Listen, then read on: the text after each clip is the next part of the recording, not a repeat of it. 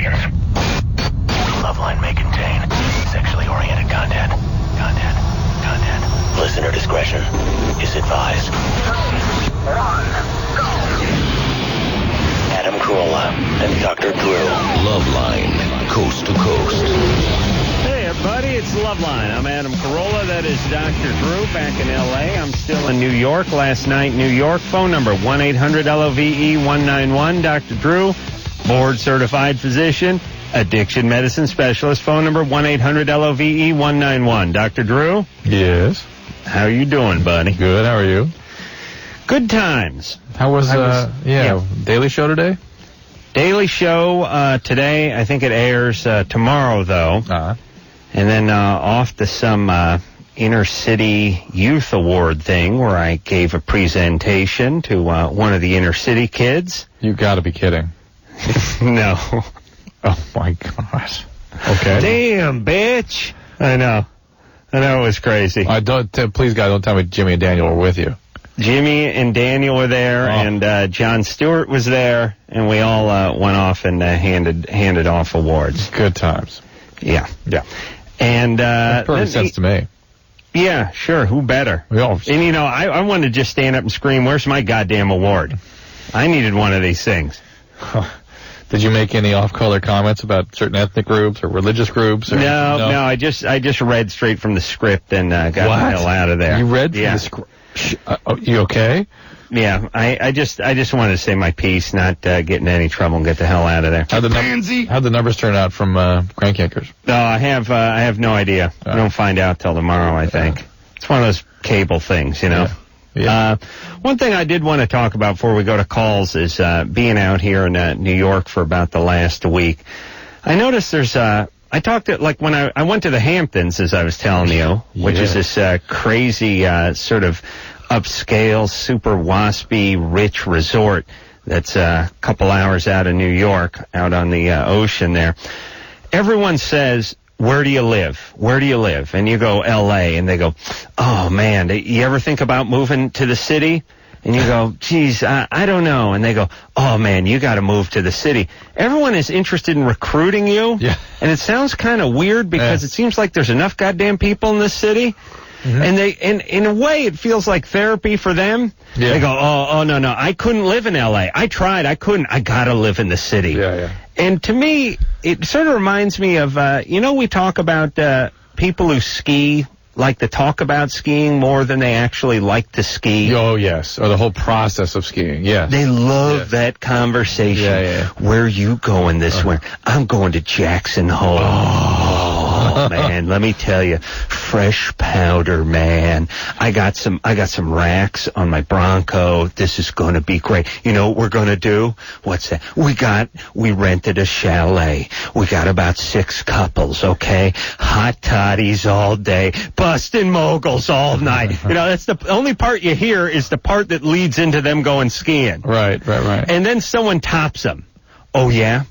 I went to Switzerland and we did a helicopter drop. Oh, dude. I've never heard more talk about something I never actually see. I've never seen anyone actually ski. I just hear talk about skiing. I wonder why the city is New York's like, you got to live here. I couldn't live anywhere else. You got to live here. I mean, it's a lot. What kind of people are you hanging around? I'm hanging around a bunch of white, rich Hampton types, you know? Okay, well, there you go. But it's like, I got to live in the city. I got to spend $5 million for a place that I could get for $500,000 and have a front yard. Yes. You know what I'm talking about? Yes. I mean, New York is so incredibly expensive, and not only is the living expensive, but everything in it's expensive. Everything. Cup of coffee, sandwich, cab ride, whatever. It's through the roof, and everyone is just constantly trying to talk you into coming out here. It's funny. It's a little bit like living in Rome in the Roman times, isn't it? A little bit. Yeah. Oh, this is great. Look around. I mean, where else would you get this? You couldn't get this anywhere. It's like, you feel like they're talking themselves into being so stupid as to pay $5 million for nothing. Right. And then the thing, funny is you get like a little defensive, You go, oh, no, I don't like L.A. I have to live in L.A. And they're like, yeah, I guess you're right. Oh, yeah, I mean, I got my workout there. And they're like, well, couldn't you get your workout here? So you could, pay, $3,500 a month for a 100 square foot flat in a crappy neighborhood infested with roaches and walk everywhere. I'd love to, but I can't. I got a house over there. I mean, maybe. And then you start making them empty promises. In a couple of years, I think once I, sew up some of the loose ends, I think I'll be moving out. It's funny. It's okay, good. There's a little bit of a provincialism in its cosmopolitanism. You know what I'm saying?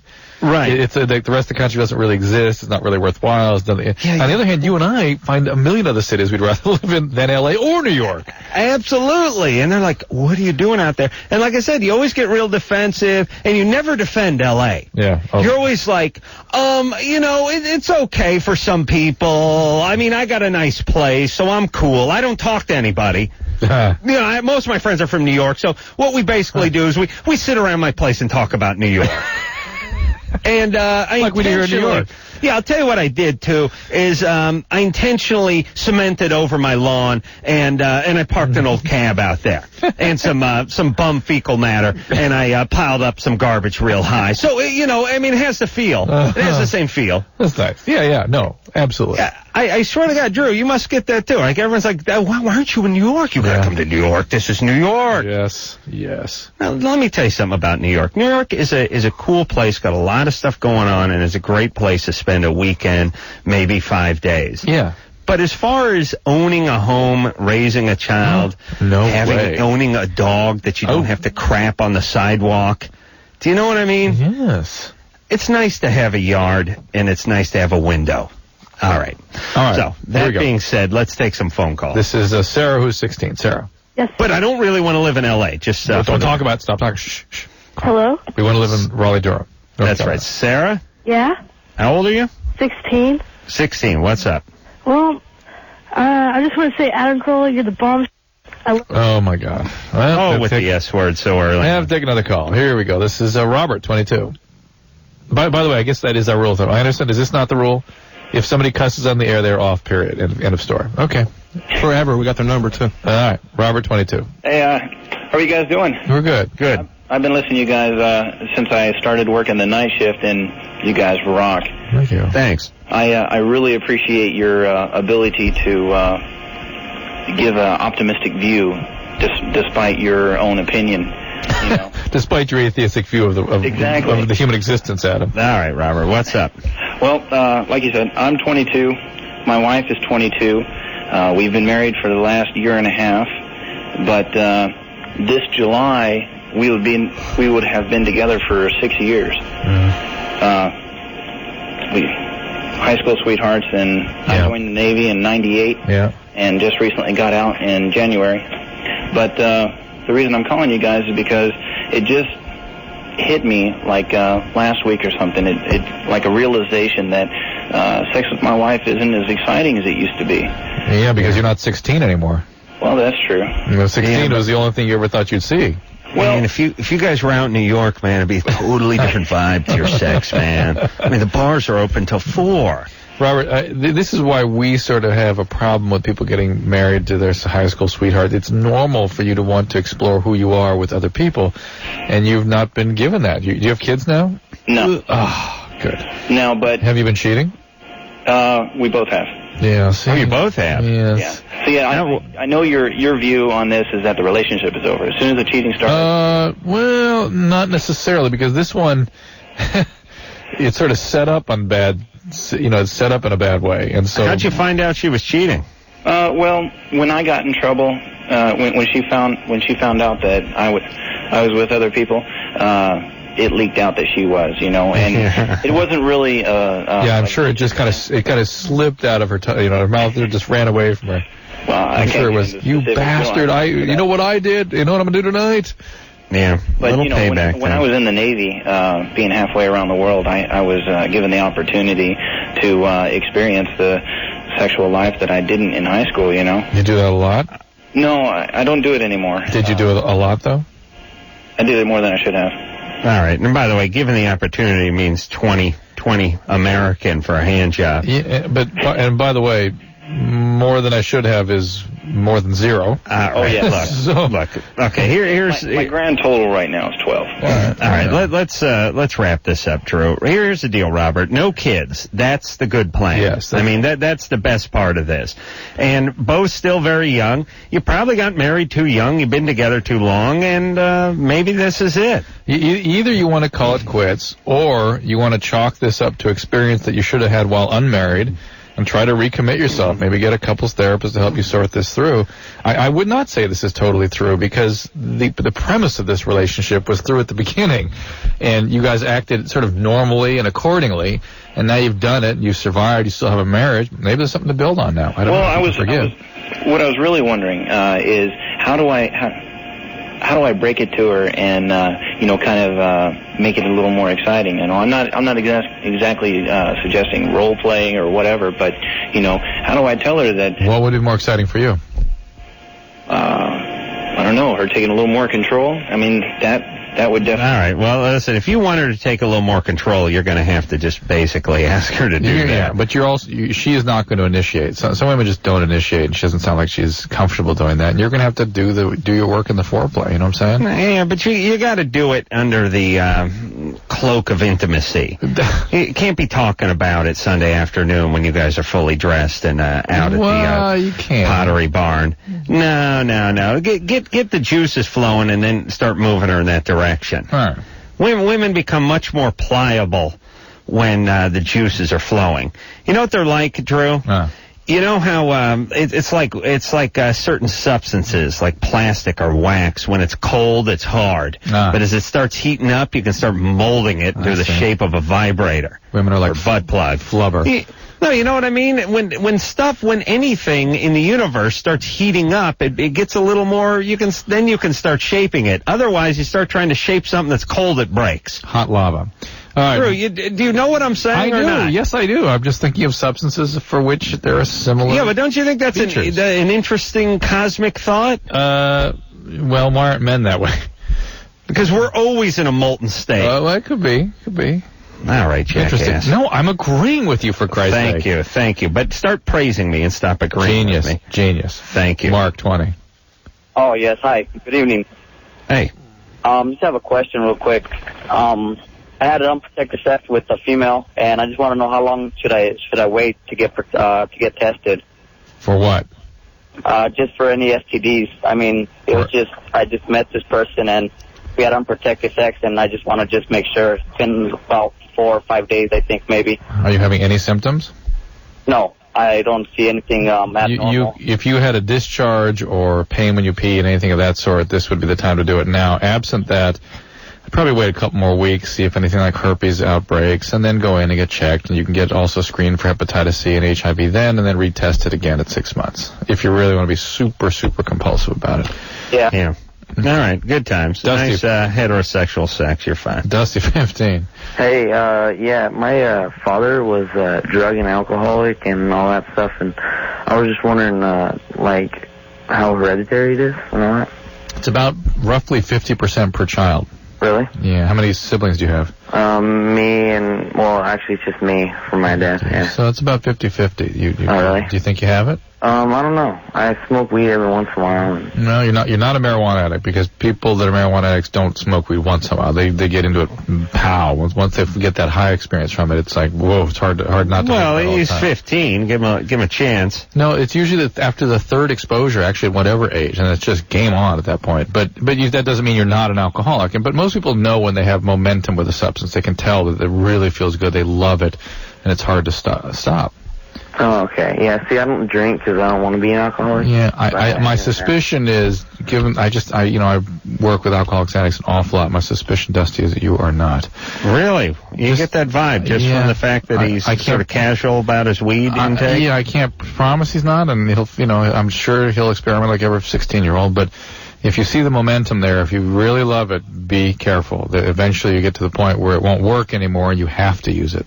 Yeah. When do you find out, Drew? I mean, if you got the gene, is it going to show itself by your 20th birthday? You Yeah, you're going to have an idea. You may deny it. You may not want to really deal with it. You may still want to kind of maintain a relationship with substances, but you're going to have an idea that your relationship with these things are a little different than other people's. Jennifer's 21. Like, kind of like you, Adam, and red wine and Ambien at night. Different. Well, what do you mean? I mean, my addiction didn't rear its head for like 35 years. Well, masturbation, number one. Touche. And then, let's see, what came after that? Model airplanes. So, air guitar. Jennifer, 21. Yes. Hi, Jennifer. Uh-huh. Are you okay? Yeah, my first question is to Adam.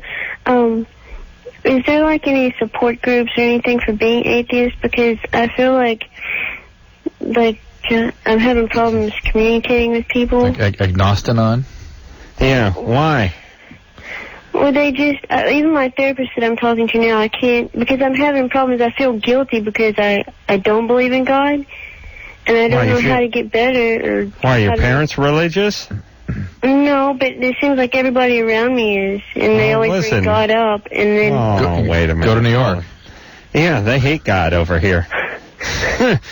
Do they? Well, wait a minute. Your parents aren't religious. You weren't brought up in a religious environment, right? Yes. What's wrong with you, by the way? Jennifer, you're 21 years old. You sound like you're about 6. Pull that pacifier out of your mouth. Before you said that I was the size of a Pez dispenser. You know, she's the one that goes, yes, no. What's wrong with you? What did we find out last time? Oh, I cried after I had the orgasm, and I talked to the therapist about it, and she said that it's probably from the first boyfriend that I had and the way that we had our sex. Were you C-19 and you were 11? He was like 19 and I was like just turned 16, and after we had sex, he just like left, and he left me in his apartment and just like left, and it was very traumatic, and I don't think I was emotionally ready, I guess, to have sex at that time. Yeah. Well. He left me there, and then like whenever we had sex, because I was his girlfriend, we just like had sex, and then he'd like just leave and like not say anything. And I didn't even know. All right. Listen, Jennifer, I don't even know what your atheist question is. Well, it's that she feels, let's sort of address you on this, that she feels left out, she can't relate to people, disconnected, because everyone else is religious and she can't relate to that. That just seems false to me. Because you don't feel that way. Well, then again, no, not at all. But 90% of the people call up and have problems with something. It's really not problems. They're bringing it on themselves. You know, like if you're an atheist, look, you don't say anything. No one asks any questions. People want to go to church on Sunday, fine. They go to church. You watch pro ball. I mean, Drew, is this really an issue, or is this someone who just wants to feel like an outcast? Her parents aren't religious. I would think who's putting all the pressure on her? If she lives in a community where she can't relate, maybe it's time to change communities. You know? Yeah, nobody is that religious. No community's that religious anyway anymore, are they? Oh yeah. They put the pressure on. Not just the pressure on you. You're outcasted if you're not part of the church or part of some organization. Sure. Please. That's why people move to New York. Yeah. So they can do X and pay $6,000 a month for a crappy apartment. Mariah's 18. Mariah? Hello. Hi. What's happening? Good. Good. I have a question. I'm 18 years old, and I've had sex like 5 times, and yes, I'm not having orgasms. That is normal. That is normal? Most 18-year-olds do not have orgasms for intercourse. Have you been with one guy? I mean, have you had a long-term boyfriend in that 5 guys? No, this is, yeah. 5 times, not 5 guys. 5 times. 5 times. Oh, 5 times. Yeah. 5 times. So same guy. Yeah, actually 2 different guys. So. Two different guys 5 times. Yeah, no way are you going to... Drew, I'm going to go way out on a limb and say that one of those guys did her 3 times. Oh, yes. How'd you know? I know my penis math, baby. Could have been 4. Yeah, I may not be much for book learning, but I know my penis math. Yeah, and they're both pretty big, too. All right, but listen, you haven't even begun to scratch the vaginal surface. You have no idea what's going on. Yes, that's right. Okay, so are they getting pleasure out of this? Yes. Don't worry. This is the misconception. Guys are fine. The moment the mechanism starts operating, They're good. Yes. No matter what triggers it, it's good. Right. And now listen, they would get pleasure out of a honeydew packed with warm turkey. You understand, like ground turkey that had been put in a microwave. They would get pleasure out of that. Okay. With a picture of their grandmother carved on the side of it. They could still find pleasure. Oh, yes, I've tried it. Yes. And women do not really begin having orgasms oftentimes until their later 20s. Many never have orgasms during intercourse. That's right. A lot of them. So right. I know it's hard for you to believe, Adam. Many don't find the sort of emotional connection with their sexuality that allows them to do something like masturbating. So their sort of sexual functioning doesn't happen spontaneously unless they're with a person and have an experience of intimacy. And most are dependent on oral sex for orgasm. Really? All right. Mm-hmm. Those are the ground rules. Now, just look, find one guy that you're into, have a steady relationship with him, and work it out. Okay. And is there anything that I can do? Find one guy, have a steady relationship with him, and work it out. That's all. All right. That's where the answer is. Okay. All right. Good luck. Thank you. All right. Yeah, that's good times, right? Let's stay on this topic. Good times. Melissa's 17. Hello? Hi. Hello?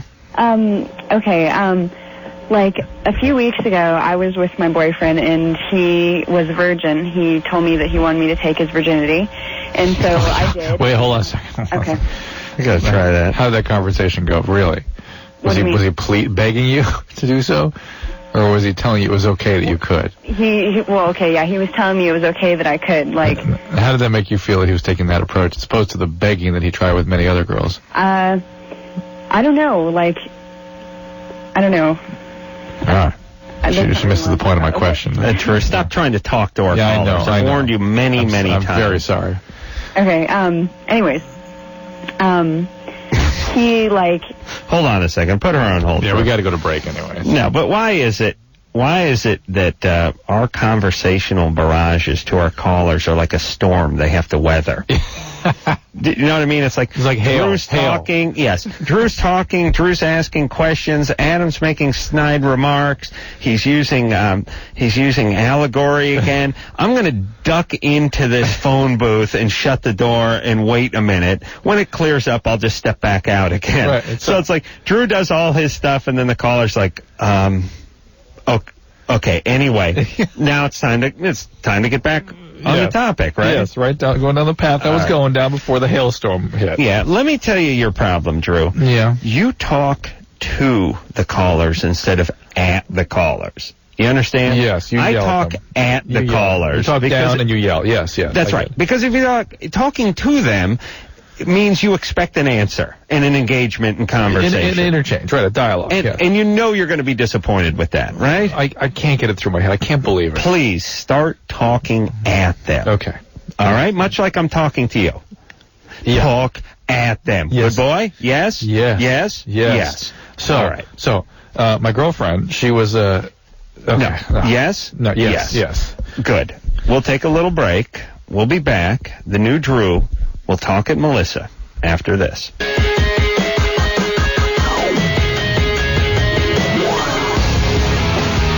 Hey, y'all, it's Loveline. I'm Adam Carolla. That is Dr. Drew. I'm still out in New York one more night, which is tonight.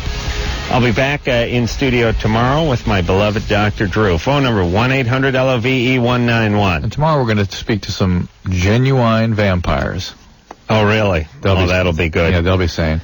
And then, I got two questions for the genuine vampires. Yeah. One, does garlic really ward off vampires? And two, when were you molested? When were you beaten? Actually, and not in that order, by the way. Yeah, that's right. Screwballs. And then Tim Stack from Son of the Beach is in here on Thursday. So there we go. I enjoy that Tim Stack. Yeah. He's a very, very funny guy. And, I'm going to be on that Son of the Beach. All right, now let's finish up with Melissa. So, Melissa, yes. you were allowed to take your boyfriend's virginity. Yes. And the question is? Okay, like the times that I have slept with him, he is a minute man. Like, he lasts for like a minute or less. Do you go for a second round with him? Do I what? Try to do it again with him? No, I don't. But, like, my question is, like, what can I do to make him last longer? Not much, I'm afraid. Yeah. What are you using for birth control, first of all? I am on the Depot shot. Okay. Wow, and you just took his virginity, right? Yeah. I mean, how many times have you had sex with him? Just once? No, like 4 or 5 times. And it lasts just a minute or two? Less than a minute. Oh, really? Yeah. Less than a minute. I mean, doesn't it have to go at least a minute before you can start counting? Well, in a way, you know what I mean? Just thinking about it, like, I don't time it or anything, but just assuming the time, it's very short. All right, that's bad times for you. Does he give you oral sex? No. No, well, that's when what he should do, because that's when you punch in sexually. Oh. That's when you get on the clock. Maybe that's my grandfather always told me. You enjoy that? Do I enjoy what? Adam. Oral sex? Oh, no, I don't actually. See, I can tell in her voice. You don't enjoy it? No. She likes Why not? Degrading position. For him? No, for me. Degrading for you? No, not giving oral sex, receiving. No, yeah. Never mind. Okay. Oh, wait a second. Okay, let's backtrack. Step out of the phone booth, ma'am. The hail has stopped. Does he give you oral sex? No, he does not. No, he does not. All right, now let's go back. Do you like 3 that? days? Yeah. Do you like that? Why doesn't he do it? Because I don't let him. All right. Why not? Because I don't like the feeling. I don't like. It's just really degrading. All right, that's what she meant, Drew. Right. You idiot! You got her thrown off the course here. And you shouldn't have agreed with him, Melissa. You meant it. You felt it was a degrading position for you or for him then? Degrading for me. To be on your back. And and just like your legs spread apart in his face. Oh boy. What? Anything happened to you? No. No one ever did this to you growing up or anything? Oh no. You don't have any trouble orgasming, do you? No, I don't. Yeah. See, the women that are easy to orgasm through intercourse oftentimes will not like oral sex. And she's a tiny, tiny minority of women that she represents in terms of her biology. We're special. Yeah, you're special. But you do need more than a minute. Special, retarded. Definitely. And so, maybe you can masturbate a couple of times beforehand or something. Mm-hmm. Yeah. You're just going to have to work with him. If you love him, you'll work with him. There's no trick. And Drew, it's something that I didn't really know. I mean, we try to give advice on the show to try to help people with problems that are sort of carved into them. Do you know what I mean? It's their biology. Yeah, I mean, we've talked about this before. There's, 5% of the male population can go as long as they want and never have an orgasm. 5% will go in under 2 minutes, and then there's sort of everyone else. And for the 5% that goes in under 2 minutes, what can you truly do for those people? There are probably exercises they can do, and sort of highly motivated people could do some behavioral changes and things, but really they're not going to do it. And so what they need to do is sort of learn how to manage their own sexuality, probably masturbate more before they have sex, that kind of thing. All right. And to, as you say, have more oral sex, I guess. Drew, let me read you a little something our producer over here in New York, Matt, just Matt's there? Yes, Matt is here. Hi, Matt. He just lifted this from the society pages. When you were in the Hamptons? Oh my God! No, this is actually from Manhattan. Carson Daly and Adam Carolla trying to fend off a bevy of beauties as they plowed through mussels and crab cakes at DiGiano, on Lexington and 46th. You're gay. Trying to fend off a bevy of beauties. Jesus Christ. Realize you can't go out in this town. I went out to this restaurant with I was with 9 or 10 guys. I don't think there was a female at the table. It was 10 guys, and we all sat down and ate dinner. Weird. We had one male waiter and one female waitress, and that was about it. Fending off a bevy of beauties. Maybe it's the New York. Jesus Christ! It's like New York thinks of it has to create its own image. You know what I mean? Yeah. It's like it's so self-conscious it has to create its own vibe. Well, you know what? It's more what it's like, and this is definitely more for Carson than for me. But if Carson Daly and Adam Carolla go out to a hip bistro in Manhattan, then we would naturally have to fend off a bevy of beauties. Yeah, right. So even if we weren't fending off a bevy of beauties, I'll just write they're fending off a bevy of beauties. Right. Okay. Scary. Yeah, but good times, you know? Yeah, why not? Joni, 29. Show your grandkids. Hi. Hey, Joni. You guys know what bevy means? No. Can we have more money, please, Grandpa Adam? All right. Hello. Go ahead, baby. My question is, I have to take random or regular UAs, and if I stay clean and my boyfriend uses amphetamines regularly, Ooh, interesting. and I give him head and swallow, can I get a dirty? Very interesting question. Hold on. How is this Joan? Joni. Joni. How old are you, baby? 29. Boy, you sound like you've been to hell and back. I do? Yeah, you got that ex-junkie thing going all over you. Okay. What is that? Is that what that is? What were you doing? Speed? What were you doing? Amphetamines. Yeah. Yeah. Drew, why is that? What's that do to your voice? What does that do to your...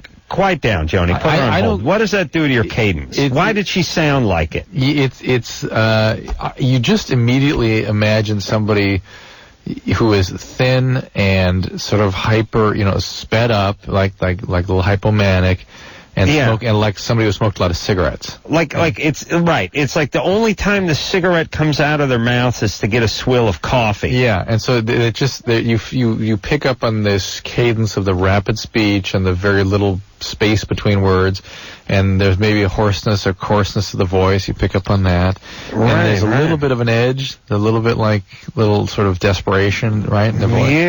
Yeah. Geez, it just said ex speed freak all over. Hey, Johnny, how long have you been sober? Well, I'm not yet, actually. Okay. Well, did I say ex? So your urine's going to be positive. I'm going to be. If I stay clean.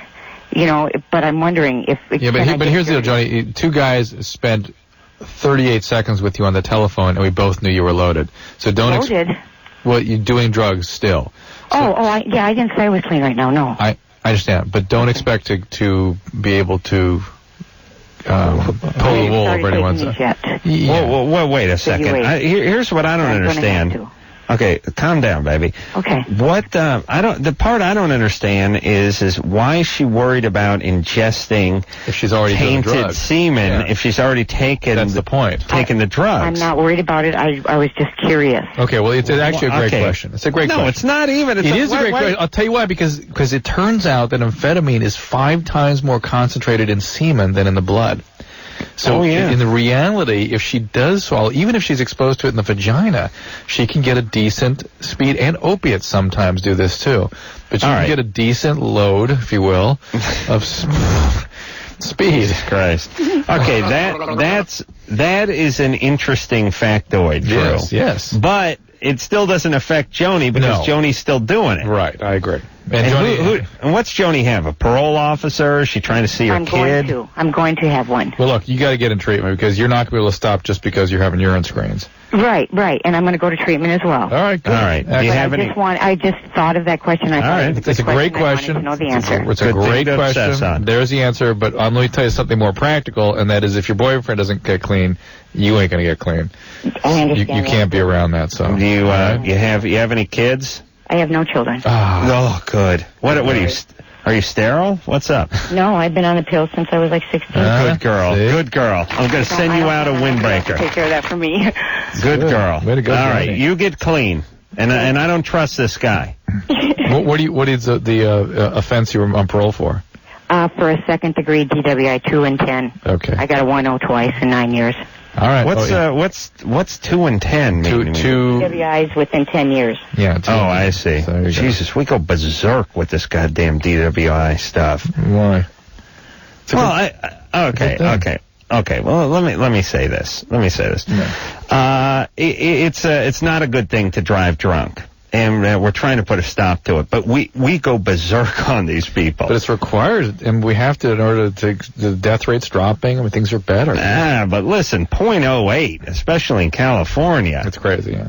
I mean, listen, 2 beers. you know, lose your license for a year, and it's going to cost you $10,000. Yeah. All I'm saying is that there are other things we could that aren't nearly that harsh that are bigger problems. Now, Jessica, I want to just tease her call. It's going to take a little time here, so let's just hear what she has to say. Jessica's 18. Jessica?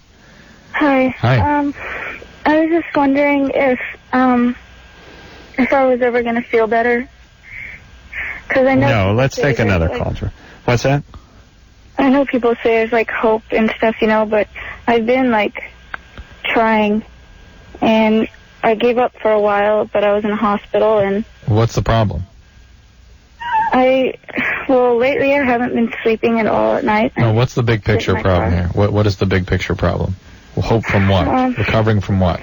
From when I was, since I can remember until, like, a year ago, there's been a lot of people that have hurt me. My dad, my grandfather on both sides, my stepbrother. What they do? They molest you? Yeah. Okay. All right. Well, hold on. Were there any recent traumas? Well, last year I hung myself, and I cut my wrists, and nobody, like, I didn't think I was gonna, like, survive, because I didn't tell anybody, nobody knew, and I woke up in a hospital, and so... How did the hanging yourself work? How'd that go? Oh, my heart stopped, and I guess they took me in the ambulance to the hospital. Did somebody just find you just in the nick of time, or by accident, or? Well, yeah, I guess so. My mom left for work. She worked nights, and she left, and I waited till midnight, and my sister was sleeping in her room. She's like a year older than me, and I went into the bathroom and locked the door and turned off the light, and went, and I had a blade, and I cut my wrist, and then I hung myself in the shower. And what'd you hang yourself on? The shower nozzle kind of thing? Yeah. How'd they find you? Well, I guess my sister woke up and tried to get into the bathroom, and she couldn't, and so then she went around and checked to see where I was, because she knew that I was acting weird. I guess that's what she tells me. I guess I don't know. All right. How long were you hanging in there? I don't know. Like, I passed out after probably like 30 seconds or something. I passed out, and then I was like in this dark place. Like, I didn't know what was happening to me, and like all my muscles were hurting and shaking, and I didn't know what was going on. But it's like it didn't have to do with like breathing or anything, you know, like didn't have anything to do with that. And then I just, like, the pain started going away, and then I don't remember anything until I woke up in the hospital. All right, Drew? Yeah. Put her on hold for a second. Yeah. See, I can't get a shower head high enough to hang myself on. It's always just squirting me in the nuts. Right. You know, they put them too low. Yeah. For tall guys. Maybe it's because of reasons like this. Yeah, we're going to get to the bottom of this, because, I think it's mainly blood loss she's talking about, because if you're hanging yourself properly, you're gone pretty fast, right? Well, people fall from a distance. They cram the odontoid into their brain. They get a brain injury. But if you're just cutting off the carotids and the blood and the ability to breathe, it can take a few minutes. Yeah, well, that's but it seems to be pretty effective for many an ex-game show host. Yeah. All right, let's take ourselves a little break. What do you say? Yeah. And we're gonna get back, and I personally am gonna change Jessica's life. Ooh, I'd love to hear this. All right. All right. All right. After this.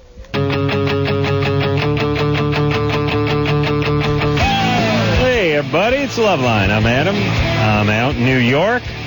Why don't you all move to New York? Everyone should just listen to everyone from New York and move to the goddamn New York City area and make it more. Everyone's already living on top of each other. Really? You need more? You need more? And by the way, Anderson just walked in here to the break and went, geez, you guys like a real radio show. You talked about something and teased it across the break. What's going on? Yeah. Yeah, so let's mark this day on the calendar, because it'll be 3.5 more years before we do good radio. All right, that is Dr. Drew. He is back in Los Angeles. I will be out there tomorrow as well. And we were speaking to Jessica now. Jessica's 18 years old. She's had a very trying young life. Sexual molestation from father and stepbrother and both grandfathers. Great. I mean, it just comes from a horrible, horrible family. and she tried to kill herself on more than one occasion, and the pain won't go away. Right, Jessica? Yeah. Do you have post-traumatic stress disorder? Yeah. Is that the main symptom that troubles you? Yeah, the doctor said that I don't suffer from anything else, but because I have post-traumatic stress disorder, I get depressed and stuff. And so you don't dissociate? You don't have... actually, I do a little bit. I don't have, like, multiple personality disorders, but... You just have a dissociative quality? Yeah. Okay, and you don't have borderline or any of those personality problems? No. Okay, that's a good thing. So, here's the deal. Most therapy for you would be directed at trying to get you to use alternative strategies to managing overwhelming and unpleasant feelings, particularly in the face of any kind of intersubjective or interpersonal stress. So, therapy would be just about, not so much about reliving any of these experiences, but about trusting the presence of the other, the therapist, and allowing for there to be emotional interchange in little pieces in such a way that you build structures for managing feelings so that you don't fall into that dissociation that you're so hardwired to do now. Now, what do you want out of life?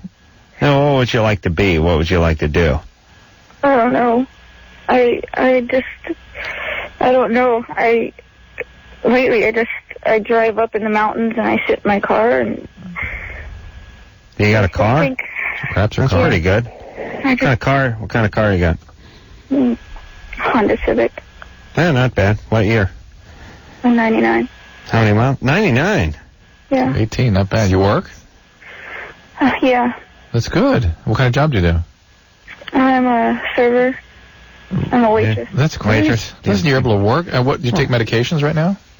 No, I've taken so many medications, but none of them help. All right. Well, listen. How do you do on tips, by the way? Do all right? Yeah. She doesn't want to tell you. Oh, okay. All right. You're worried about the IRS? No.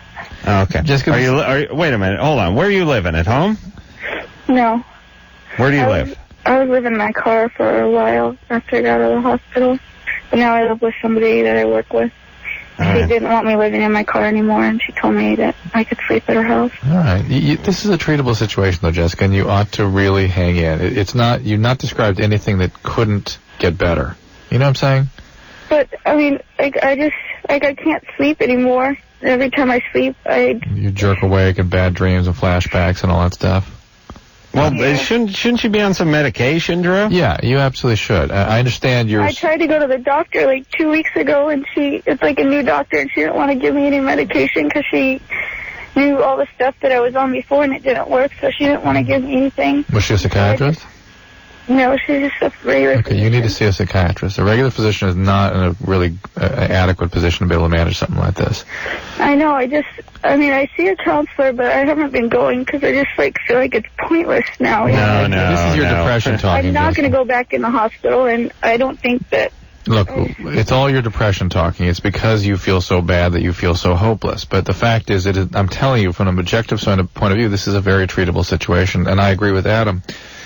Just to get you through the misery part, get on some medication to get you over that hump so you can begin to do the tough work that takes so long of getting through all these traumas. And listen, we talk to people all night who have overcome this kind of stuff. Yeah. And, the last time I flew out to New York, I sat next to this very successful, attractive, slightly older woman, and she spilled her guts, told me all about this stuff, by the way. Oh. Jesus Christ, good thing I was loaded, huh, Drew? She didn't even know who I was. Did you sit back and put your shades on and fall asleep on her like you do when I'm talking? No, we had a very cosmic conversation. Wow. Granted, I, had a couple of downers in me and a couple of highballs, but I was still very coherent. Sure. And the point is so many successful people, especially successful people, have been through this kind of stuff. It ends up giving them strength and motivation. Fuel, yeah. Fuel. It's the source. Yes. The fire. Motivation is a little too kind a word, but yes, fuel. And later on in life, but you got to work. I mean, you got to treat this like it's some kind of disease that you have to beat. You understand? Yeah, like your legs have been cut off or something. You got to learn to walk. Yes, you need your medication, you need to rehab, you need to work, and then when you're done with that, you'll be stronger than someone who never went through this. And a pox upon your entire family for doing this to you, by the way. Or a strafe. yes, a stray from my F-14 Tomcat. Let me say this too, Drew. We can't take another call. That was too emotionally wrenching. You're right. Let me tell you another thing I don't like about New York. I like a little salsa when I order my breakfast. Oh, my God. Do you understand? You can get Tabasco out there, but you cannot, no way are you getting salsa that you would call salsa. And not only can you not get salsa, but they're angry that you would dare bring up the S word in front of them. Do you know what I mean? Like, it's not only do we not have that, but it's like, are you high? You're asking for a regional ethnic food. Really? Hold on, wise ass. We are in New York. I can walk down the street, and I could go out and walk from my hotel and get a tin of caviar at 4 in the morning. Yeah, but Mexican food is rare out there, and good Mexican food is unheard of. All I want is some goddamn salsa to go with my Western omelet. She was making fun of me, like, oh, salsa. Well, I was like, hey, it's a Western omelet, honey. Hey, it's from the West, is it not? Where's the goddamn salsa?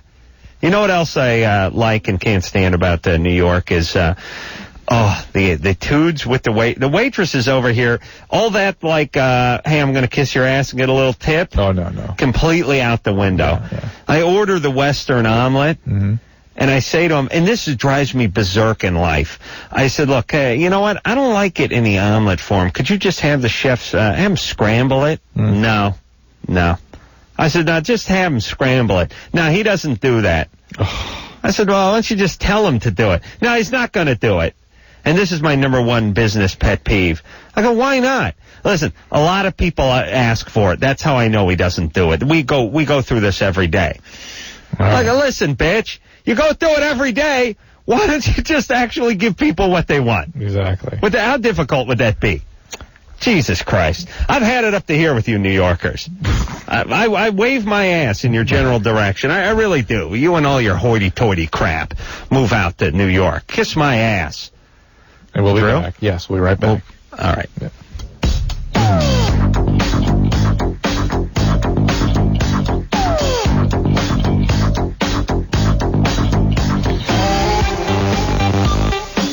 Hey, everybody. Loveline. I'm Adam Carolla. That is Dr. Drew.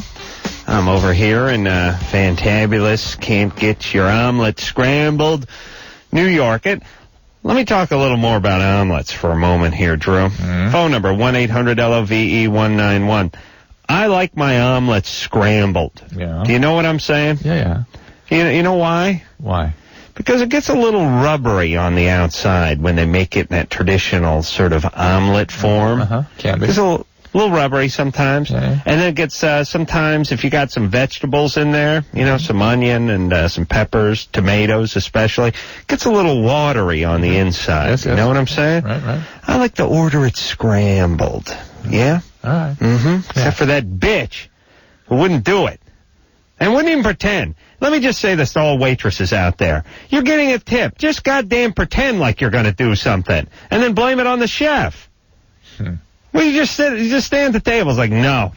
Really? I said, could you please just go ask the guy? No, he's not going to do it. Well, why don't you ask him? No.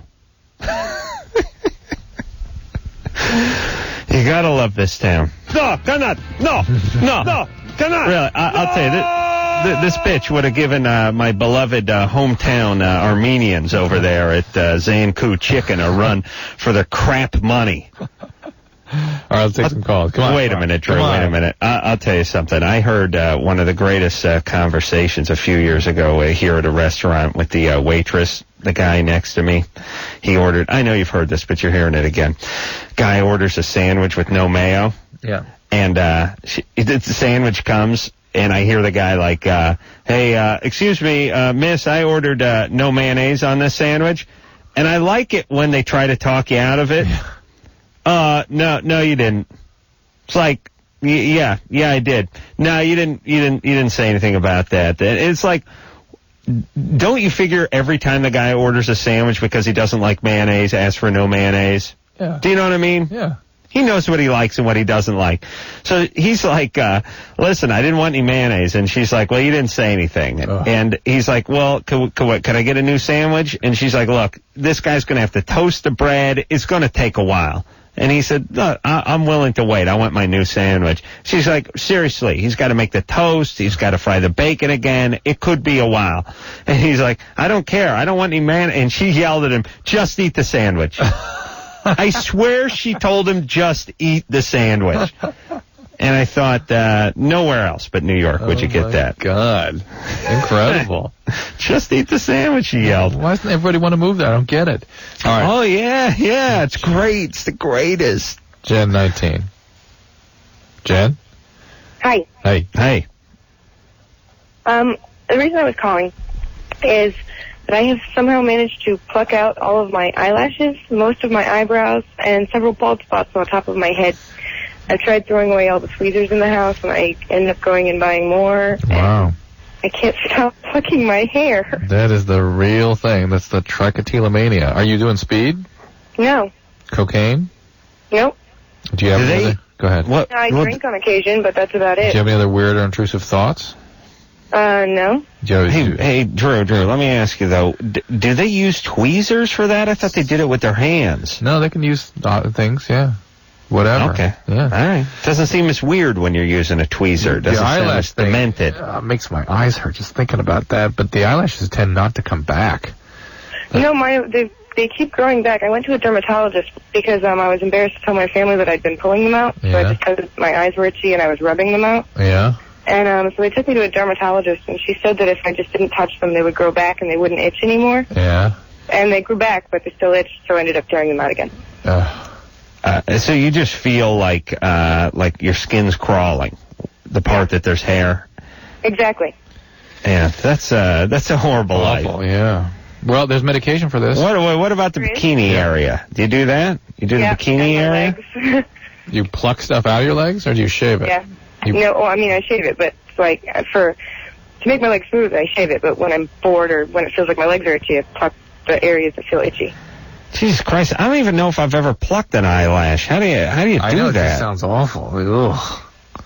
All right, she's doing it for you right now, Adam. She's gonna show you. Are you doing it?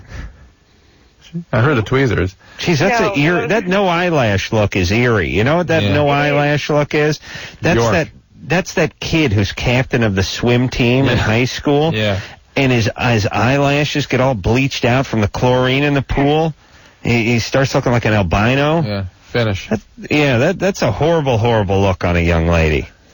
All right, you got to do something. She needs some medication, right, you got to see a psychiatrist. It's called trichotillomania, this syndrome, and it's sometimes associated with other obsessive-compulsive disorders, but it can really respond very, very well to medication, so get to it.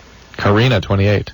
Hi, Dr. Drew. Hi, Adam. Hi, you guys. Hi, girl. Listen, I just wanted to give a response to Jessica and tell you a little bit about my story. I was basically raised by my grandparents. My brother, who was a complete mental case, decided to start raping me when I was 5. He was 10. And my grandparents were also, although very successful and wealthy, were also extremely physically abusive. So that, just kind of set me on the path. And, I tried to live a very normal life as much as I could. I ultimately got out of the house. The grandparents are dead. I've completely cut off my brother. And I started listening to Loveline 7 years ago, basically when Adam started. Yeah. Adam, I swear, if it wasn't for the autonomic response of instantly breathing, you would have killed me with laughter, at least on 4 occasions. And so, thanks. That's like one every 18 to 20 months. Yeah, gives her a good laugh every 14 months. You know what? 14? I would like 19. It's so Please. But actually, right when I kind of started that, I was actually at the top of the building, at a 10-story building, just going, instead of just do it, just why not, and I had a ton of friends. I had a boyfriend. I was totally connected with society, and yet I was so unbelievably depressed. It was incredible. I had no idea that I had this depression and unbelievable, just like a vacuum. It was like I was at the bottom of the hole. Right. There was no way I was getting out of it.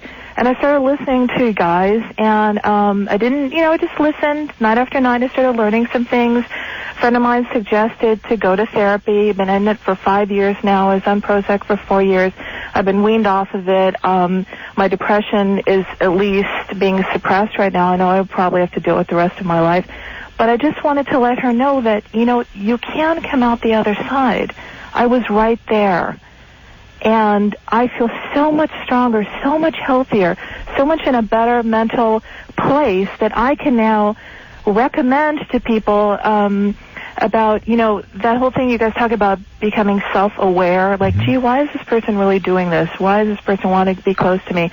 What's their motivation? Without being paranoid. Can you describe what that process has been for you? What the growth has been? Oh my God, it's slow. Yeah. You know what? You talk about the work. That's all it is. Yeah. Therapy is very painful. I go in there dreading it. I go about every 3 weeks. Like 2 weeks before I go, I start thinking, oh God, what am I going to talk about? There's, all this stuff that's going on. But you know what? I jumped right in. When I was there, I laid it all out from the get-go. None of this holding back. I laid it all out. I was just jumped right in. How did you get that trust going? You know what? I went with, I kind of knew who I wanted from the beginning. I didn't want anyone young. I wanted someone who had some experience. But even so, people with those kinds of issues have real difficulty connecting and trusting. You were just ready? It sounds like Karina was just desperate. Just ready. And ready. I was ready. I had listened to you guys for 2 years, and I felt like I was ready to talk. If someone had come to me before, I'd been like, oh, I'm fine. No problems. Everything's fine. Because you had to be perfect. Everything had to be just so. Right. And, you had to come to the dinner table with a smile on your face. Ugh. And, after having gotten the beating for looking wrong 10 minutes earlier. Oh, my God. And, it's very slow. It's very painful. I will be in therapy the rest of my life, and that's not a problem. Listen, I know. I mean, I don't know why people look at that as a death sentence, No, it's a good thing. You'll be exercising the rest of your life, too. Yeah. You know what I'm saying? You'll be doing many things the rest of your life. It's part of life. That's right. And that's fine. I mean, it's part of a good life. Yeah, and now I'm to the point where instead of having bad relationships and just horrible, God, I was picking alcoholics, and I literally had $2,000 cash ready to, it was Christmas dinner, okay, with the normal part of my family. This idiot person calls me up, Christmas dinner, and says, grab your toothbrush, I've got a plane ticket to Las Vegas, we're going to have an orgy. And I grabbed my toothbrush and I was walking out the door. Ooh. And my aunt said, where you going? And I was like, and I turned around. I didn't go. Thank God. But I was, right there. That's where I was at. And so it was just picking idiot people. And then that whole thing about your wire, antenna being bent and all of that was so true. And, now I'm to the point where... Who was the guy who wanted you to go on the orgy? Was that Dr. Marcel, Drew's plastic surgeon friend? It sounds like his work, doesn't it, Drew? Yeah, well, we had a his little style. A couple weeks, About the time of his first divorce, yeah. All right. Thank you. Heartwarming. Yeah, we need to make a poster with Karina on it. Okay, never had I hope that it helps her, really. Good luck. You help us, if not her. Okay, bye guys. Yeah, really. Hey, don't worry about her. There's us. There's two of us. Well, you guys are doing the God's work, I swear to God. You saved me, and I mean that. Okay. Thank you, baby. Take care. Yes. We rarely get that kind of praise on this not show. That clear. Not like that. Derek, 23. Hey, what's up, guys? But of course, the way you and I are both our self-esteem are structured, we'll move right along. Yeah. We won't savor that a second. Get that bitch off the line, Drew. We're starting to feel good. What's up, dudes? Hey, Derek. Derek? What's going on? Well, how old are you, Derek? 23, and I'm going to try and make you guys laugh. My name is Ray Combs, and I consistently pull hair out of my ass. Okay. Can you help me? That's it? Yeah. That's your question? No. Drew, you know who Ray Combs is? No. Ray Combs, yes, thank you. He's the game show host who hung himself when he was in the psychiatric Family unit. Feud, right?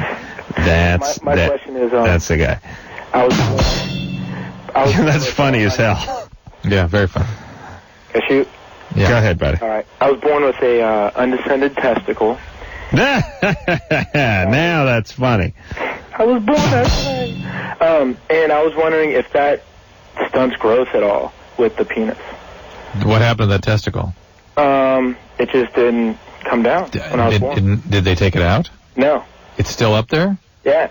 Somebody has to go after that. They can become cancerous. Yeah. Tonight, a friend. Seriously, that's with a rusty really. sprinkler I can't key. how can you have gone through life without anybody going after it? I don't know. My obviously because my mom knows I was born with it. Have you never seen a doctor ever? Yeah, I've gotten a physical and stuff. And they checked your testes? Yeah. And you told them there was one undescended? Yeah. And they didn't say. No, I'm sorry. I don't think I said anything. Yeah, you've never. I didn't know. I didn't know that would be a problem because I was younger. All right, it's gonna have no effect probably on your fertility or anything because you can function just fine with one testicle. But the one that's left up there can become cancerous if you don't get it out. Huh. You got to get that out. No one ever said because my mom told me that like about a year and a half ago. That this was the case. You sure? When Tom Green had it, it was in the news. Testicular cancer, yeah. Yeah, and she always told me to go check it out, and I was very hesitant. Well, you got to do it. You've got to do it. All right. All right. This ain't your mama. This is Dr. Drew telling you. So that means you got to do it. And airlift. Don't you got to follow? Oh, hold on a second. If your kid's born with some kind of condition, don't you got to kind of follow up on it as a parent? Yeah, you'd think so. But think of all the other ass that parents do in this GD country. Yeah, all right. Yeah. And that he was, it's ironically and comically, he was worried about it affecting the size of his penis. Yeah. It's not going to have any effect on that, is it true? It should not. The one testy will function just fine. Ross is 25. Ross. How you doing? Good. Hey, I have a question about, I'm diabetic, and from about my middle of the shin down, I'm losing hair. Body hair? Yeah. So how long have you been diabetic? About 5 years. How long have you been in control, your sugar? About 4.5 years. So for 6 months you were out of control? Yeah. And you've been tightly controlled since? Yes. What do your sugars run? Between 80 and about 150. Most of the time up towards 150? What was that? Most of the time up towards 150? Yeah. Yeah. Well, the newer... Right, so what's better, 150 or 80? No, 80. You want to... It really, the expectation these days is for much tighter control than had gone by as adequate control in the past. And some people particularly seem to be very sensitive to their sugars being in that 130 to 150 range, where they can get the progressive neuropathy and kidney disease and vascular disease. And that's what that hair loss might be a sign of, that the nerve, the trophic supply to the end of your legs, the last part of your legs, is being restricted by the diabetes, either because of a vascular constriction or because of nerve damage. Hold on, I got that weird bald spot in my shins that's too. That's from your socks. Oh, it is? That's just rubbing it off. He means it's like that's just gone. Engineer Matt is laughing at you now because, as he can see through the booth, I'm not wearing socks. Yeah. But normally, when I do wear socks, that's where it rubs. That's right. Plus, you've got like a Sherwood Forest growing everywhere else. You know what I'm saying? That's why it sort of jumps out at you. Yeah, I'm a hairy guy. Thank God chicks dig that. Thank God. Oh, hey, and Adam?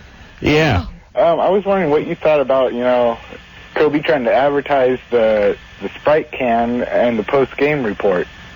Oh, I didn't see that, but I'm fine with that. I listen. I'm not. I can't get on board with all the soft drink things. You know what I mean? Listen. Kobe apparently was holding a Sprite can or something, or maybe in a post-game interview. I see. Who the hell knows? Drew, are there any soft drinks you really enjoy beside occasional Coke? Diet Coke, yeah. I mean, you don't really enjoy that. You just tolerate it. Yeah. I mean, here's the deal. Yeah. The best soda in the world is root beer. Yes, that's true. Am I right? I mean, if you didn't care about calories, Drew, and you didn't care about health, let's just say, or your teeth, let's just say all soda was equivalent to drinking water. You'd go for root beer. You'd have one of those Hires or HPC or whatever the hell those things are called. You'd have a good bottle of cold root beer in your hand all the time. Yep. Would you not? Yep. Right. Thank you. Good time. Yeah. George is 19. George. Dr. Pepper, not bad either. Dr. Pepper's solid. Mountain Dew. please. Oh, and these like multicolored sports drinks, you know, these purple Gatorades and stuff. Are people just incredibly baked, or are they just dumb? Or what is it? Both. I just like the taste. I don't know, but What do you like the taste of? I don't know. It's got a weird taste, but it's... You like the dew? Yeah, I do the do. How much pot do you smoke? None. Okay. But I don't like that Code Red crap, so... All right, so what's up? I've been going out with my girlfriend, Marin, for about a year now. Wait a minute. Hold on a second. What's your name? George. George, and what's your girlfriend's name? Marin. M-A-R-E-N. I never heard it before I went out with her either. Everyone calls her Lauren by mistake the first time. And Merwin and... Put George on hold, Drew. I got to talk for a second. I was just talking, Stone Stanley, the producers that produced Loveline. I was just talking to those guys, a TV show. Their assistant, Taryn, called me the other day. And it's always the same thing. It's like, Karen? No? Taryn? Hold on, Karen? No, it's Taryn. And this is my pet peeve. She must go through her entire goddamn life correcting people. Am I right? Has to. Starting off in what? Kindergarten? Mm-hmm. All the way through school, through college, and then into your adult professional life. And no doubt just some weird spelling. But the point is you can't have a name that sounds exactly like another very common name, except for it's different. Do you know what I'm saying? Should be a law. There should be a law. It just screws with everybody. Everyone just gets your name wrong. Because here's the deal. You know how your mind works, Drew? It's like a computer. Yeah. You know spell check on your computer? Right. It's cross-references. Yes. You know when you make up a word or name, or you misspell something so horribly, and you do the spell check on your computer, and your computer gives you a couple options. Right. That's right. And it's like, that's how your brain works. That's right. Your brain has a few options for names. And when you hear Doran, you hear, well, that's Doreen or Lauren. Yeah. It can't be. It's got to be. When you hear Taryn, it's Karen. Yep. Okay, that's why I want to kill these parents. It's abuse. It is child abuse and then societal abuse when I have to mispronounce their name all the time. Put George back on. No, we got to go to break. Oh, really? Yeah. Let's do that. Well, let's find out what George's problem was. All right. All right, my girlfriend, our relationship's gone great, except for one thing happened, like 2 months after we started going out.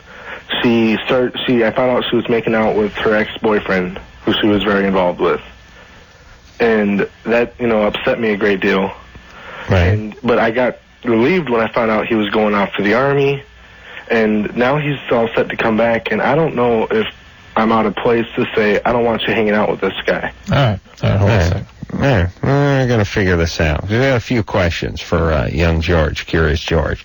We'll take a quick break, and we'll be right back after this.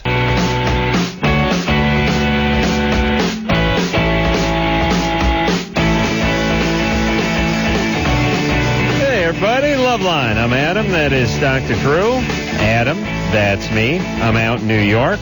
I will be here for about another half hour or so, and then I'm going to be back on air with my beloved Dr. Drew in person tomorrow, and we're going to have as guests vampires, and that should be good. Hey, do I get to talk to you while you walk home tonight? Yeah. That's bizarre. Adam and I talk every night at the end of the show on our cell phones, and last night I talked to him as he walked down Broadway. That was weird. You know what is, it's funny, Drew.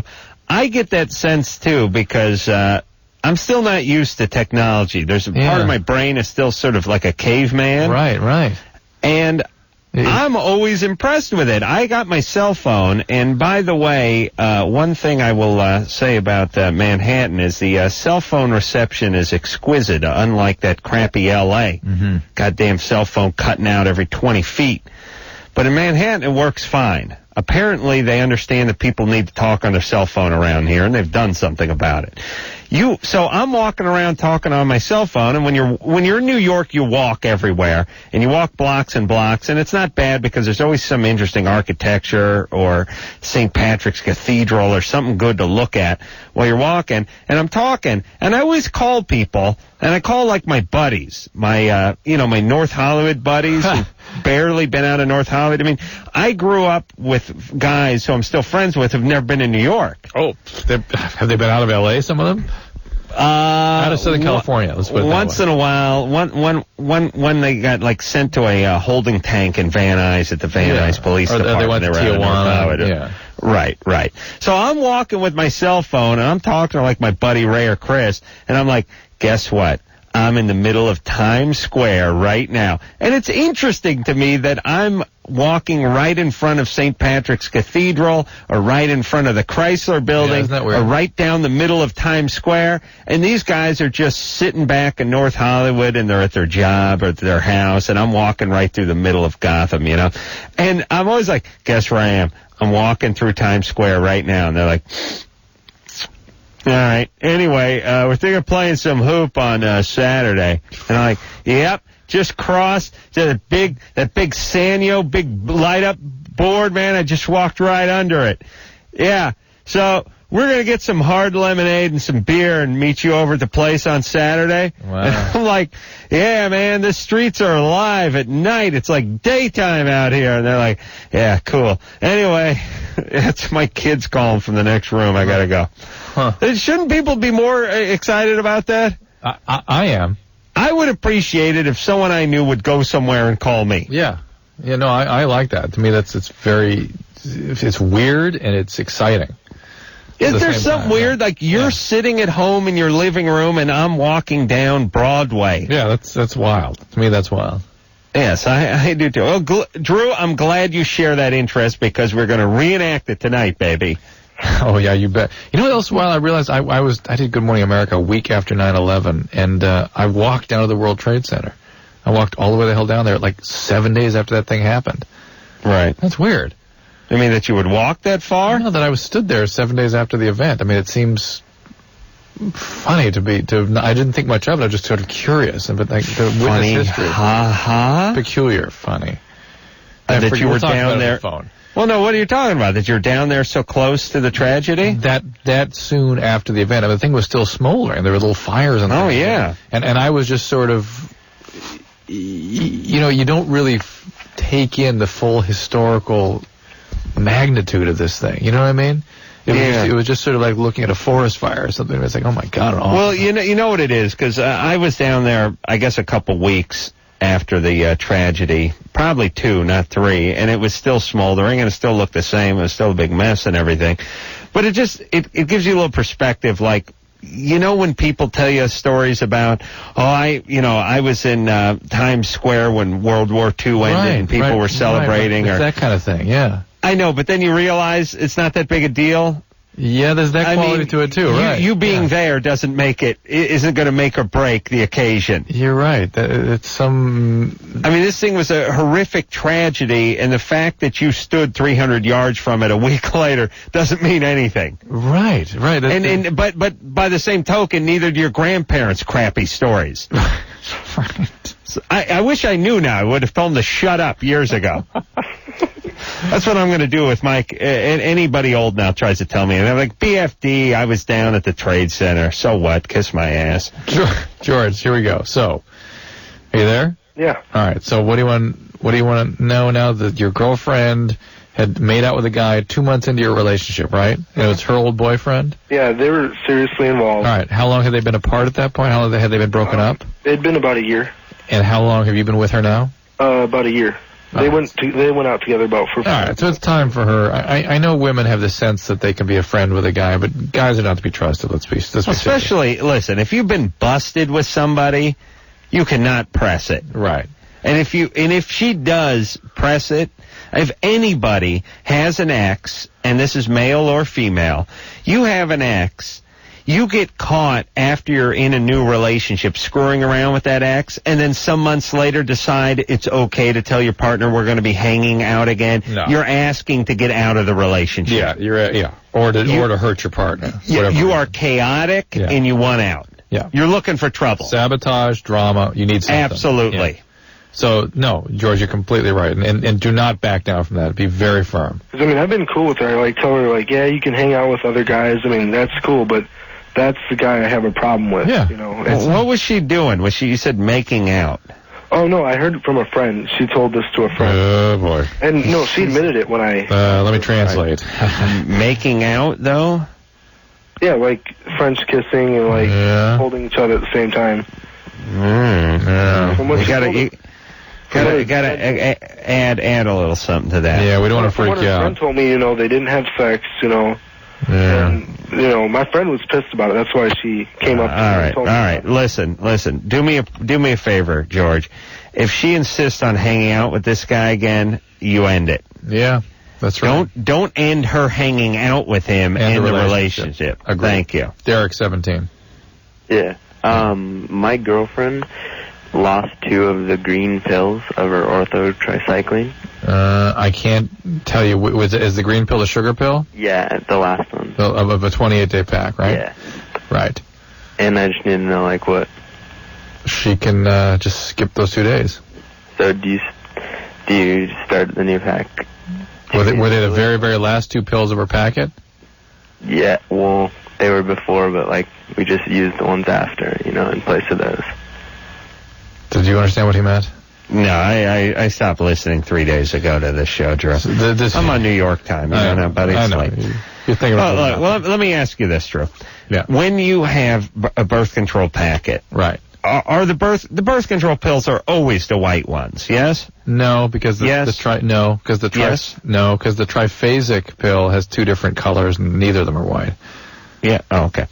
What color are they? I don't remember, but they're not white. So, but they'll have one dominant color and then the sugar pills, right? No, again, the triphasic has 3 colors. 3 yes, colors. Yes, dominant color? So 3 dominant colors. Yes, 3 dominant colors. But then there will be the sugar pills, the third, yes. Yes, sugar pill? Yes.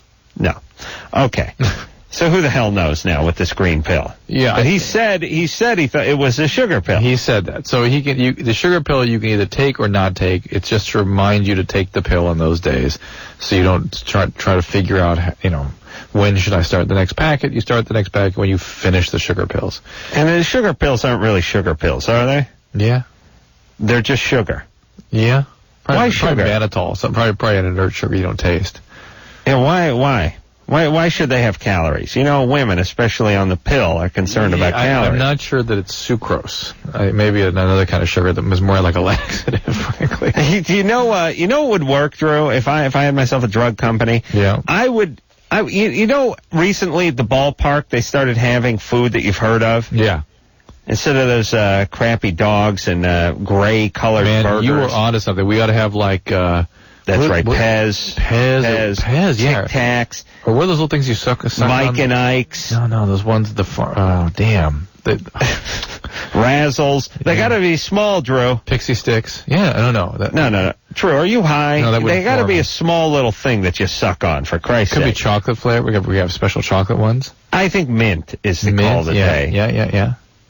Why not? Why not? They got Taco Bell over at Dodger Stadium now. Genius. Why not putting the Tic Tac? Put the three sugar pills. Make them Tic Tacs. Genius. Thank you. All right, let's move forward. I'm trying to. This is Sergio, 18. Yeah. What's up? Hey. Okay, I've been going out with my girlfriend for about 8 months, and she doesn't she's not affectionate with me, she doesn't, there's no physical side to it. And there never has been? Yeah, there has, when we were going out the first 2 months. And how long has it been now you've been going out? 8 months. And so for 6 months there's been no physical quality to it, no touching? No, yeah, nothing, sexual, nothing. Well, what? Wait a minute. Were you having sex before? No, we haven't had sex. But you were making out and stuff before? Yeah, and... Is she giving you a vibe that she's sort of kind of holding back and pushing you back? No. See, the thing was, first 2 months we were really... Yeah, I know, but the first 2 months were good. Now, is she pushing Hold on a second. Loveline Recreation. Yeah. Put him on hold, Drew. This is always my favorite. It's my favorite. I always love, by the way, are what a fool believe, naive guys who want to focus on the salad days of the relationship. And they're always like, no, you don't say it. My girlfriend, she tried to kill me with these hedge clippers. and she's basically trying to kill me for the last 2 years, but I don't understand because the first 3 weeks were great. And then you go, well, what's gone wrong over the last 2 years? Well, the first 3 weeks, yeah, I know, but when she was trying to kill you. Well, the first 3 weeks, like, yeah, we get that. Well, this guy, Sergio's even more funny. He's like, no, you don't understand. The first 2 months, it was great. We had lots of physical contact. Yeah, that was the first 2 months, right? I'm going to do some math. The relationship is 8 months old. You want to talk to him? Yes, 8 months, yes. Right, so for 75% of the relationship, it's been crappy. Yes. That's the way to focus on it. Yeah. Don't you think that's a more realistic way of looking at it? Well, it is. And the more recent 75%. Right. See, I talked to her about it, and I told her, like, what's up? Why aren't you, why am I not feeling, the love? Yeah, exactly. And she says it's hard for her to get close to guys. And I don't know what it is. I don't know. Like, how old is she? She's 18. Why was she able to do this in the first 2 months? I have no idea. Like, we only like got close and messed around once, and that's it. That's all we've done. Yeah. All right. She may. Are you sure she's your girlfriend? Yeah. Really? Like, we're together all the time, and I love her and everything, but she just doesn't. Nothing. All right. Okay. Here's the deal, Sergio. You have to break up with her. Or at least threaten to break up with her. Unless what? Unless she... Well, look, there's, like she's going to notice. Yeah. Well, look, here's the two scenarios, Drew, and I think you'll agree with this. One is she screwed up. Maybe she got a little abuse or something. I'm not talking about raped or anything. She just screwed up with daddy, and she has a little trouble with intimacy, so when she becomes close with somebody, she freaks out eventually and starts pulling away. All right. That's number one. Yeah. Number two, just really not interested in Sergio. Right. Never really was his girlfriend. Wouldn't call Sergio her boyfriend now. And it's easy enough this way because Sergio doesn't push too hard, and she's just too lazy to break it up. Yeah. What do you think? The latter or the former? I can't tell. We have to talk to her, or both. Yeah. Look, here's the deal though, with everyone who's listening, please, and Drew, back me up here. If you want something that's very reasonable out of a relationship, and I'm not talking about the big A. I'm talking about just... What's the big A? Anal. Oh, anal, Drew. Okay. Anal? Yeah, okay. Yes? Yes, anal? I understood. Anal, yes? Yes. Yes, anal. I'm talking about just sort of mutuality, right? Yeah. You're having a relationship. Right. They like you, you like them. You give them a massage, they give you. You call, they call, all that stuff, okay? If you're not getting that, and you think you should be getting it, and you ask them for it, and they don't give it to you, you got to be prepared to move on. Because you're not in a relationship. No, it's not a relationship. I mean, it's something, but it's not a relationship. If you do want that from them, the only chance, ironically, you have of getting it from them is to move on. All right. Or to threaten to move on. Well said. Which is what young Sergio, or as I like to call him, Serge, should do. And which is what we're going to do, too. We'll move on, and we'll be right back. Hey, everybody. Loveline. I'm Adam Carolla. That is Dr. Drew. I'm over here in New York City, where it's about 14 minutes to 3. Yeah, I was thinking, Adam, this has been a nice show tonight, you know that? We really should, if we can't at least be in different cities, we should broadcast from different rooms. It works so much better when we're not face-to-face and I can control the calls and stuff, really. Yeah. What do you think? Yeah, you're right. You know what? Tomorrow night, I'm going to come in, but I'm going to sit in the parking lot. Yeah, in your car. And I'll have one of those ISDN lines put into my car. Be cool. Yeah, well, I have to put enough slack on it so I can make it home. And we'll have to hope that no cars run over it when they're behind me and yank the microphone out the exhaust pipe. Hey, Drew, you know what humor you don't see anymore I was thinking about today? What? Remember the pulling the very nice car into the ghetto and having the car be stripped when the guy came back 2 minutes later? Humor? Yeah. Yes. It'd be on blocks. It'd be up on blocks and completely stripped down to the... I mean, fenders were gone. They took the interior out. Well, what about the car stripping humor? You don't see it anymore. Yeah. I'd like to see a little more car stripping humor. With quicksand nearby. Heather, 19. Yeah, I got my tongue pierced. Yeah, how long ago? About, almost 2 months. All right. April 13th. Jesus Christ, did that take a long time for 2 months? Go ahead. Oh, well, Go ahead, Stan. Don't get her off track, Adam. Anyway, All right, sorry. There's, like, this piece of skin that's, like, coming out of the top, it seems like. Yeah. And it's really, really sore, and I took my tongue ring out to look at it and, like, clean it, and it's, like, white on the top, and it's really sore, and if I move my tongue ring back and forth, it almost like it clicks back and forth against it. Yeesh. And Is it, you say tongue ring, is it a stud or it's or a a bar. hoop? It's a bar. Okay, all right. All right, well, I don't know what it is because I can't see it, but one thing that occurs to me is when there can be abnormal healing, right? This is your body trying to heal around a foreign body, and it has to fight to do that. And you can get scarring, and you can get scars that hypertrophy and become abnormal. You can also get something called proud flesh. Well, I'm also bulimic, and I'm wondering if the stomach acid is having something to do with it. Maybe, or that your body just can't heal because it's depleted. Proud Flesh was my Indian porn name. You didn't know I did Indian porn for a while there. That was Proud Flesh. No, really, Proud Flesh, yeah. Yeah. That's good.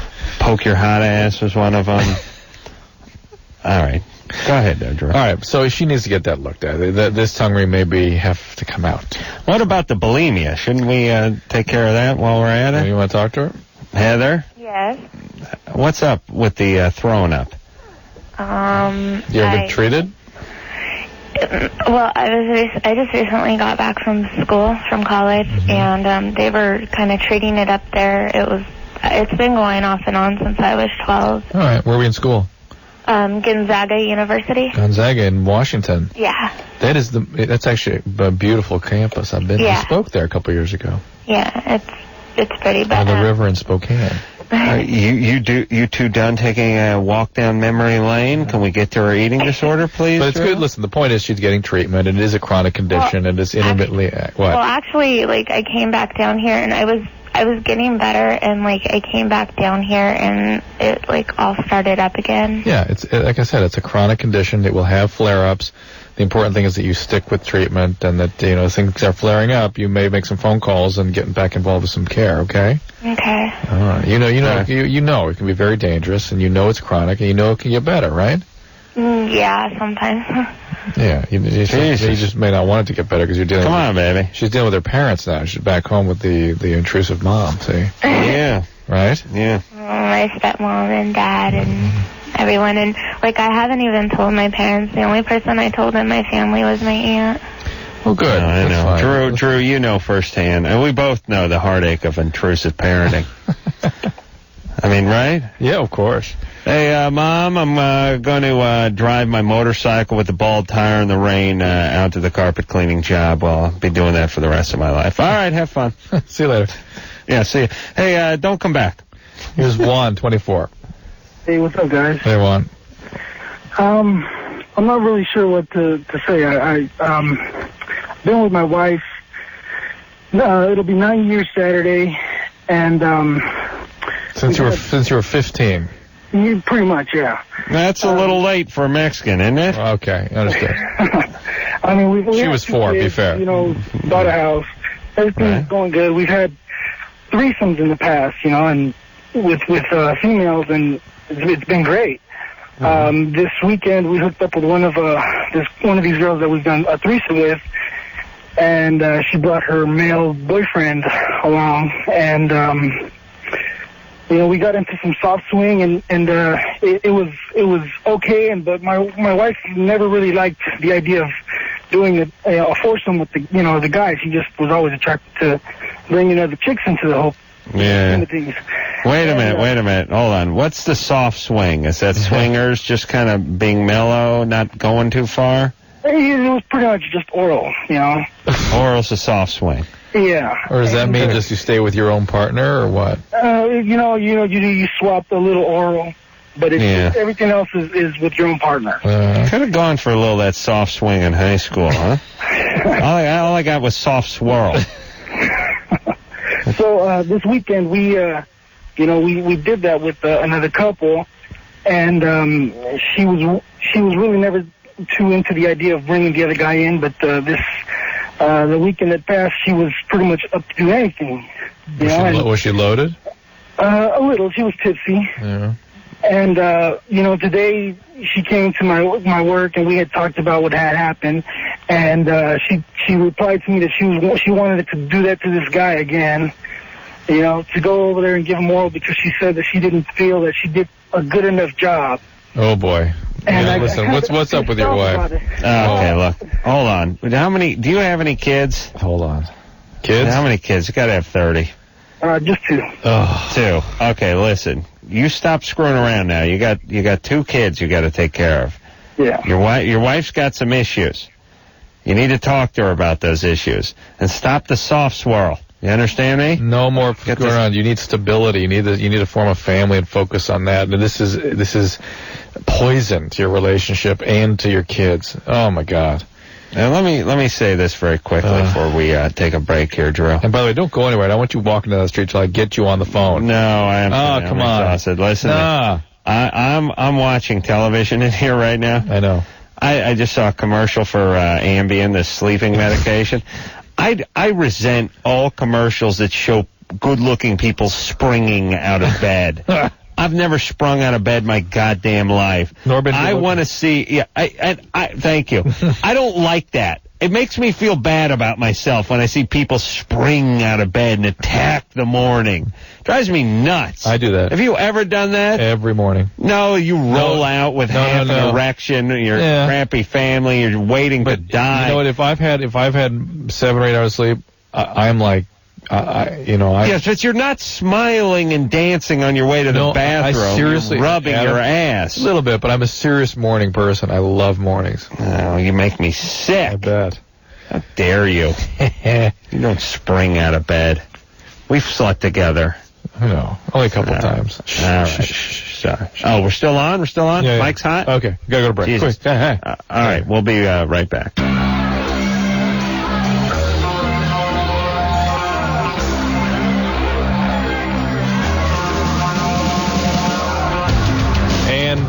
That is the end of Loveline for tonight. Thank you for those of you who participated. It was a very interesting and I think a good show tonight. So let's just wrap it up. This is Dr. Drew on behalf of Adam Carolla saying mahalo. Yes, Dominic Color? 3 Dominic Colors. Yes, 3 Dominic? Yes. Yes, Sugar Pill? Yes. No. This has been Loveline. The opinions expressed on this show are not necessarily those of the staff, management, sponsors, or this station. The producer for Loveline is Ann Wilkins Ingold. Loveline is a presentation of Westwood One Entertainment.